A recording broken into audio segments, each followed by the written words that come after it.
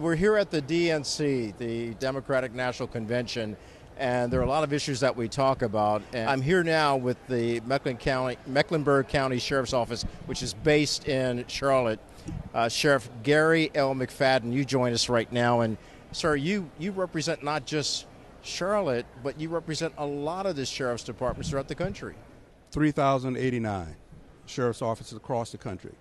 And it's important for us as law enforcement to have our voice heard, especially the American sheriff, who are the only elected law enforcement agency in the world.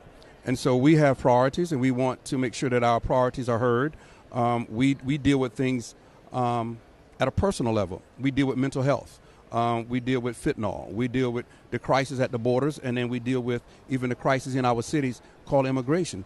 And we want to have candid conversations before and after elections.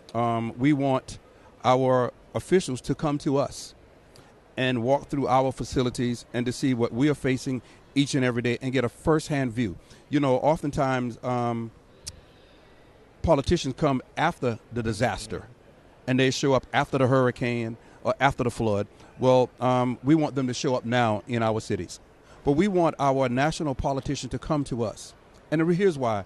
When we come to D.C., we have a very short time. We can't talk about a crisis in 1 hour. And so we just invite them to come and sit and have a conversation with us because it matters, as we are the American sheriffs. Here's why I believe crime is coming down, and I'm speaking from 43 years of experience.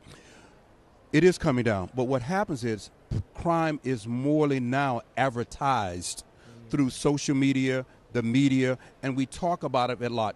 Our Facebook posting, our TikTok postings, you know, all the postings on social media have some parts of crime, so it appears that crime is way up. Now, for the crime victims, that may be not a good statement, but I can tell you crime is coming down. Do we still have crime in America? Absolutely. Are we going to continuously have crime? Absolutely. But how do we fight that crime? And this is why we're here. We want everybody to listen to us so we can find these solutions. People have substance abuse for years. People have mental health issues for years. And it's not addressed and it's not attacked. But as soon as they get arrested and come to a county facility, then everybody expects us to do what they did for 20 years.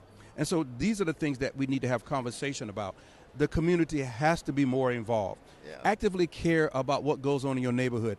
Actively care about the kids. Actively care about a person's mental health. We want to do that. We want to care for, allow us to help you understand that caring for each other is so important.